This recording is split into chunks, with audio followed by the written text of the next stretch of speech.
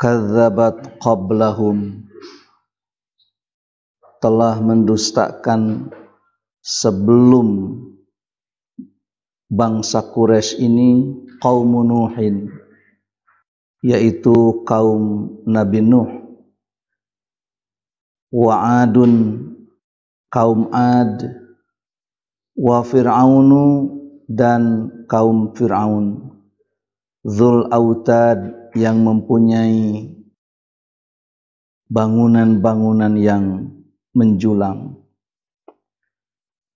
yang mempunyai kekuasaan-kekuasaan yang kokoh.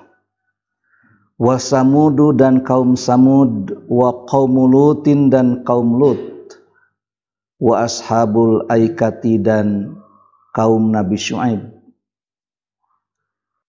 Ulaika, mereka itulah al-ahzab, golongan-golongan yang menentang. In kullun, tidaklah semua itu, illa kadzabar rusula, kecuali telah mendustakan para rasul. Fahaqqa iqab, maka ia berhak, mereka berhak mendapatkan akibatnya atau siksaan. Wa ma yanzuru haula, tidaklah mereka itu menunggu, illa sayhatan wahidatan, kecuali hanya satu teriakan saja. Malaha min fawaq, tidak ada baginya untuk mengulang. Wa qalu, dan mereka berkata, Rabbana, ya Tuhan kami, ajil lana qittana, segerakanlah bagi kami bagian kami, qabla yaumil hisab, sebelum hari perhitungan. Inilah indzarul kuffar, peringatan kepada orang-orang yang menolak terhadap dakwah Rasul, ajakan Nabi, keadaan umat-umat yang mendustakan sebelum bangsa Quraisy. Ternyata ada 6 kaum yang digambarkan dalam Al-Quran. Yang pertama adalah kaum Nuh, kaum Nabi Hud, kaum Nabi Musa, kemudian kaum Samud, kaum Nabi Saleh, kaum Nabi Lut, dan juga kaum Nabi Syuaib. Semua atau 6 golongan ini adalah ulaikal ahzab. Mereka itu adalah golongan-golongan yang mendustakan kepada para rasul. Mengapa di sini disebutkan rusul? Rusul itu jamak dari rasulun. Padahal setiap rasul yang diutus itu hanya kepada kaumnya masing-masing. Akan tetapi walaupun rasul itu hanya diutus kepada kaumnya, tidak kepada seluruh umat, akan tetapi semua rasul-rasul itu mendakwahkan akidah yang sama, yaitu bahwa tidak ada Tuhan kecuali Allah, dan ani'budullaha wajtanibut taghuta, yaitu supaya beribadah kepada Allah dan menjauhi tagut. Sehingga kalau ada satu kaum itu kufur kepada nabinya, mendustakan kepada rasulnya, sama dengan telah mendustakan rasul-rasul yang lainnya. Karena semua dakwah rasul itu sama, mendakwahkan hal yang sama. Walaupun syariat berbeda, akan tetapi akidahnya sama. Syariat di zaman Nabi Musa belum tentu sama dengan syariat di zaman kita. Adapun Nabi akhir zaman, wa bu'istu ilan nasi kaffatan, aku diutus itu kepada seluruh manusia. Tidak hanya kepada bangsa Quraisy, tidak hanya kepada bangsa Arab, tapi kepada seluruh manusia dengan aneka ragam warna kulit. mau yang hitam, mau yang putih, bangsa mana, bangsa mana. Sementara bangsa Quraisy itu menganggap bahwa keyakinan yang dibawa oleh Nabi Shallallahu Alaihi Wasallam sebagai akidah tauhid, mengesahkan Tuhan, ini adalah satu inna hadza la syai'un ujab.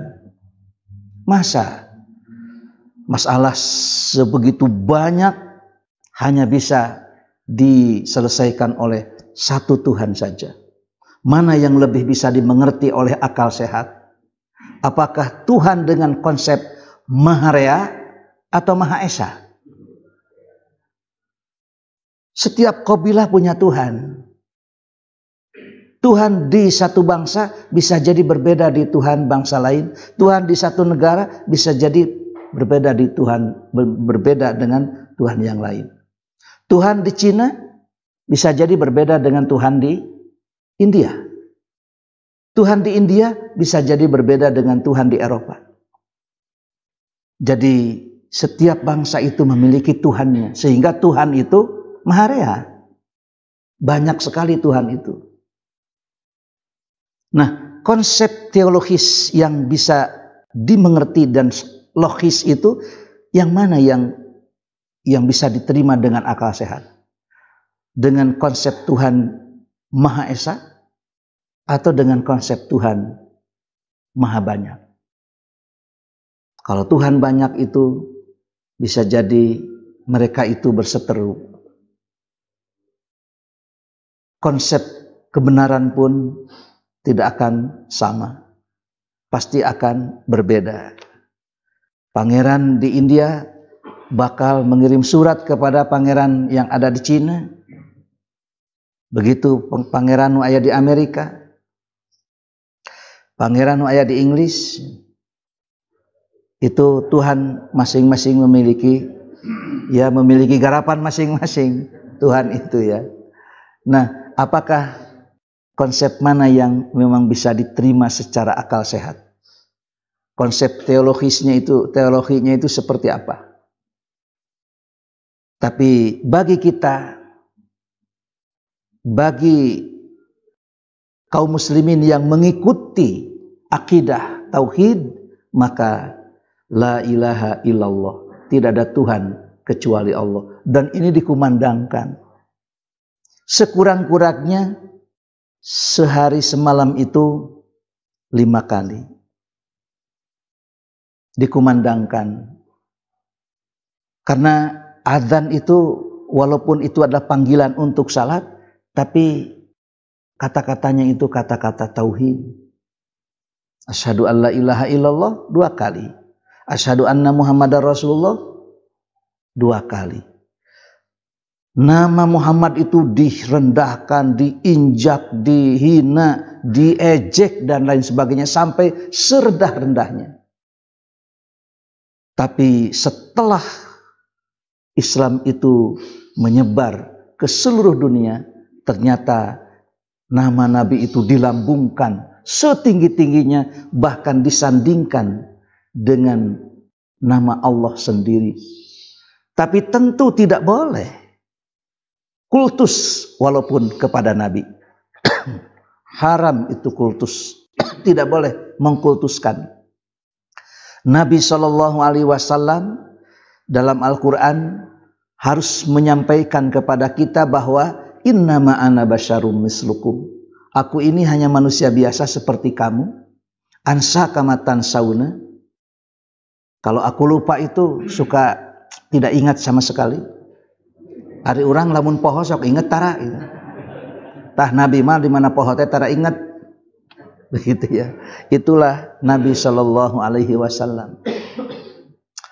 Nabi itu kadang ya mendapatkan rezeki banyak, kadang mendapatkan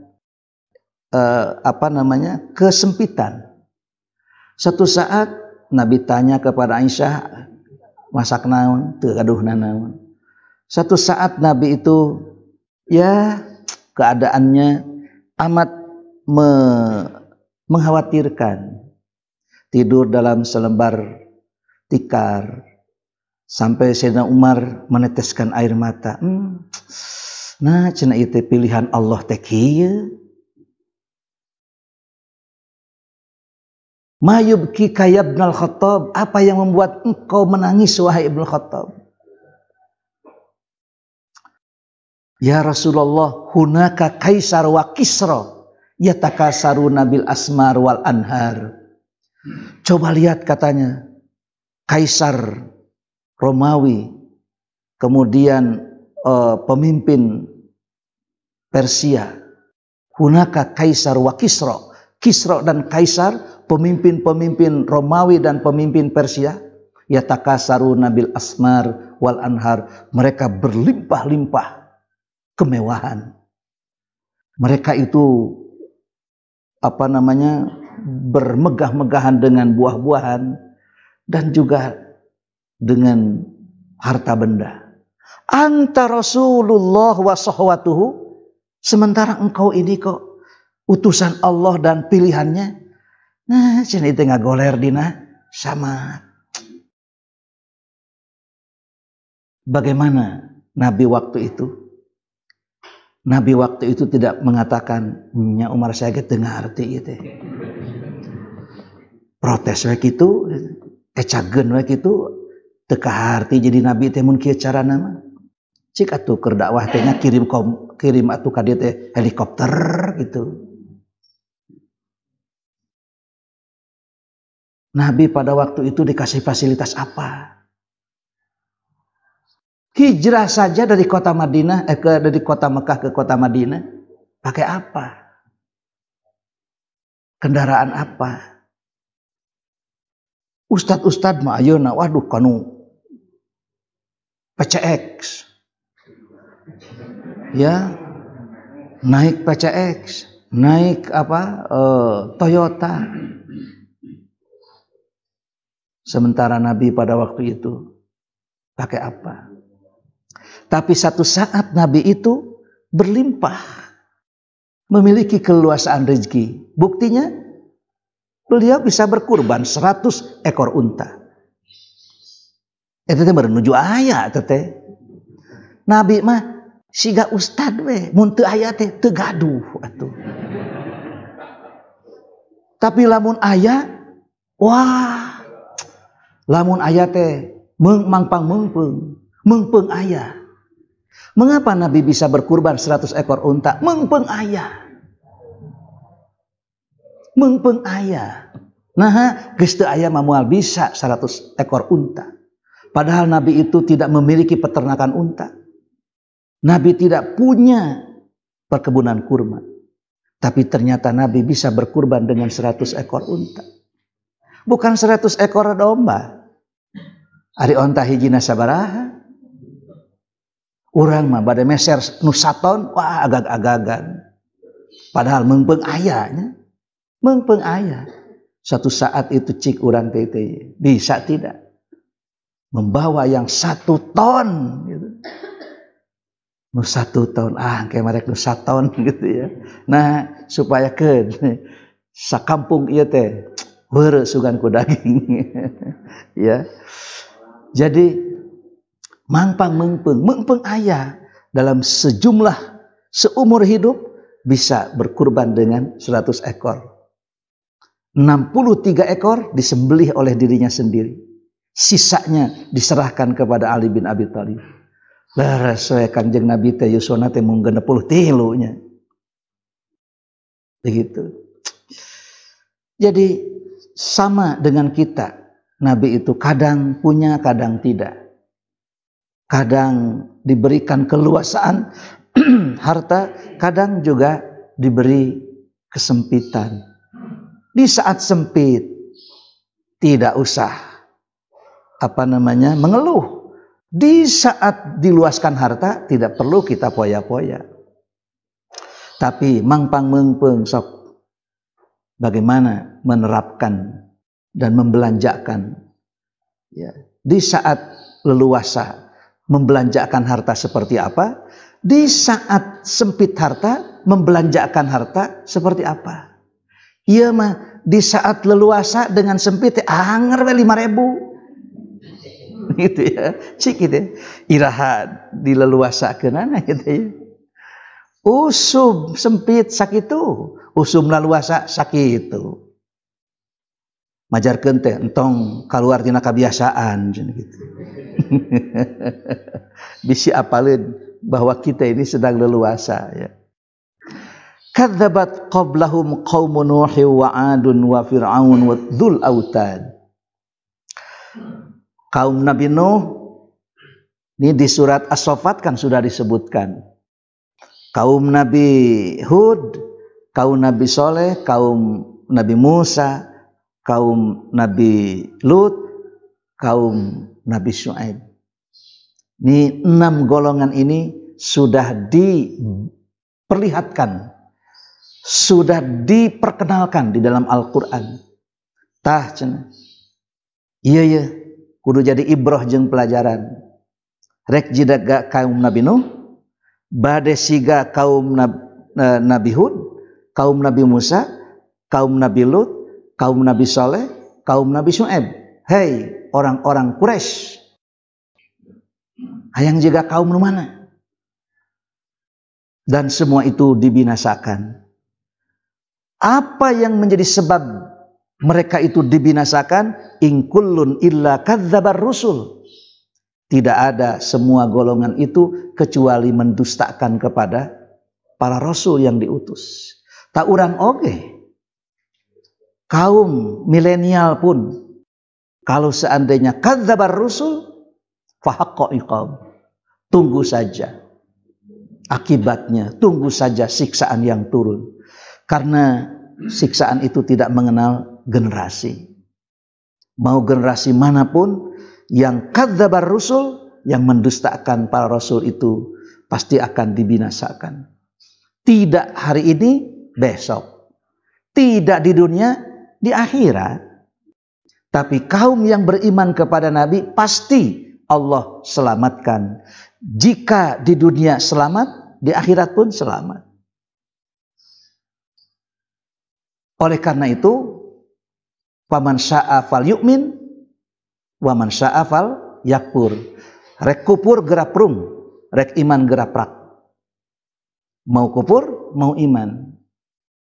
Fa amma man a'ta wattaqa wa saddaqa bil husna fasanuyassiruhu lil yusra wa amma man bakhila wastaghna wa kadzdzaba bil husna fasanuyassiruhu lil usra. Coba mau pilih yang mana? Karena ternyata hidup ini pilihan. Generasi milenial mau yang mana? Mau kadzabar rusul atau shaddaqar rusul? Mau membenarkan, mau mendustakan? Lebih berat mendustakan ketimbang membenarkan. Mending nuturkeun we. Nah, cenah make jeung nutur-nuturkeun nabi ti Arab, pan di sunah ge aya nabi. Nah, saha nabi na teh? Ya. Apakah nabinya itu ya Cecep Solihin? Aduh, Cecep Solihin urang cinta sih. Di mana aya nabi ngaran Cecep bari na ge atuh? Ongkoh ieu teh nabi teh lungsur di sunah geura ari syahadatna ku basa Arab. Tetepan aya tah urang Bogor. Ahmad Mosadek gitu. Ahmad Mosadek.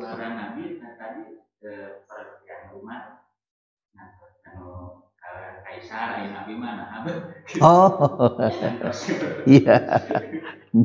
Suka itu diantosan. Begitu Nabi itu dikhawatirkan oleh Umar sampai meneteskan air mata. Nah, cenah ari utusan Allah beciga kieu. Dedeh teuing, ditingali dengan aya kulit we yang sudah disamak, kemudian lemarinya juga waduh tidak layak. Kalau mau dibandingkan dengan anggota DPR mah wah tebih atuh. Nabi itu punya apa itu. Kemudian ada di lemarinya itu beberapa sok ya gandum. Itu kan menurut pikiran Umar itu rasanya tidak layak. Dan pada waktu itu Nabi tidak mengeluh seperti yang dikeluhkan Umar. Justru Nabi itu membesarkan hati Umar. Kalau seandainya Nabi mengatakan, "Nya Umar, saya dengar di eureun begitu jadi Nabi." Nah, itu kan tidak sedikit seorang ustaz, seorang kiai berhenti jadi kiai, teka harti jadi kiai teh. Mending jadi anggota DPR gitu. Kan begitu. Banyak yang melepaskan atuh da bade kahartos kumaha geura tuh. Bade kahartos kumaha, teu kaharti jadi Nabi, mending jadi pedagang begitu. Nah, ternyata Nabi itu menyatakan kepada Umar, "Ala tardo antakuna lanal akhirah walahumud dunya." Hei Umar, tidakkah engkau rela? Biarlah bagi kami ini akhirat, bagi mereka itu pek sing weureuseubeuh kadinya. Allah tardo antakuna lanal akhirah walahumud dunya. Biarlah bagi mereka itu dunia. Baru itu Nabi. Henteu nya Umar, saya teu ngarti duka kumaha ieu teh Allah teh. Kunaon Allah teh bet kieu ka saya teh? Tah teu kitu. Kalau seandainya Nabi begitu, waduh. Tapi justru begitu Umar mengkhawatirkan, diberi sebuah kalimat yang menguatkan. Ala tardo antakuna lanal akhirah walahumud dunya. Allah Umar, keun dunya mah keur maranehanana, keur urang mah pan engke negeri akhirat. Yang pada akhirnya Nabi pun mendapatkan kesejahteraan. Nabi itu kalau Nabi mau tinggal minta. Apa yang diminta oleh Nabi? Cuma kalau Nabi itu kaya raya, bagaimana mengurusi umat ya? Bagaimana mengurusi umat? Kata ngurus onta itu. Unta ini diurus, kebun juga diurus, ini umat terabaikan. Di sini ada kaum kaum Madian. Ya, di sana ada Madian, di sini ada Madiun. Di sana ada kaum Sabah, di sini ada Wonosobo katanya. Aduh, di sana ada kaum Nabi Sulaiman, di sini ada Sleman. Aduh, banyak orang yang mengkiratakannya. Wa ma yanzuru haula'i illa sayhatan wahidatan ma laha min fawaq. Mereka tidak menunggu kecuali hanya satu teriakan saja untuk dibangkitkan. Kalau mereka itu menuntut, ya, tinggal dibangkitkan, tinggal satu teriakan saja, dan satu teriakan demi teriakan itu ya untuk mengumpulkan mereka dan membangkitkan dari kubur, kemudian berkumpul di alam mahsyar. Semua itu akan kita alami. Wa qaulu rabbana ajjil lana qittana qabla yaumil hisab. Di depan Nabi mereka memperolok-olokkan, lah cenah ayeuna mah lamun nya mah bener sok turunkeun ka dinya adab ti ayeuna keneh atuh. Ini sebetulnya mereka itu ya batinnya, hati kecilnya itu takut. Sieun. Cuma karena tidak ada lagi alasan. Ajil lana qittana. Coba segerakan saja bagian siksaan untuk kami ini qabla yaumil hisab, sebelum diturunkannya atau sebelum menghadapi hari perhitungan.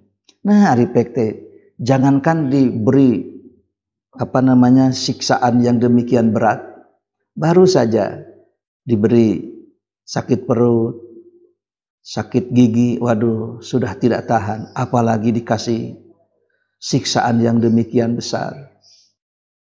Oleh karena itu, keyakinan tauhid yang kita miliki ini harus kita jaga, harus kita pelihara seperti kita memelihara tanaman, mesti dipupuk, mesti disiram, mesti dihilangkan hama-hamanya. Terutama ini bagi generasi yang akan datang. Generasi milenial. generasi selanjutnya. Sebab waduh, kalau kita melihat ini sekarang ini banyak sekali ada anak kecil dikasih minuman keras. Ada seorang ayah duel dengan anaknya. Ada macam-macam. Polisi diamankan, jaksa dituntut, hakim diadili. Ruwet.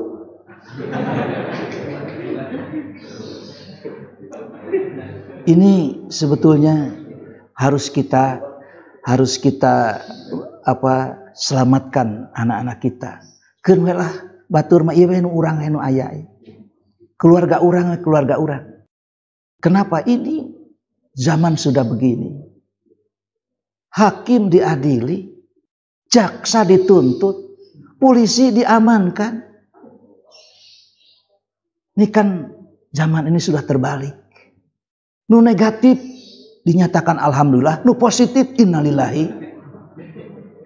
Padahal biasanya nu positif alhamdulillah, nu negatif innalillahi. Nah, ayeuna mah justru terbalik. Zaman sudah terbalik, maka kita wajib selamatkan. Saha ieu we keluarga urang we. Keluarga kita saja kita selamatkan. Karena tidak ada yang memikirkan keluarga kita kecuali kita sendiri. Kita tidak bisa memikirkan yang lain. Urangnya urangna. Siapa yang memikirkan masa depan kita kecuali kita sendiri? Mau kita serahkan kepada anak-anak yang bingung kan? Serahkan kepada siapapun.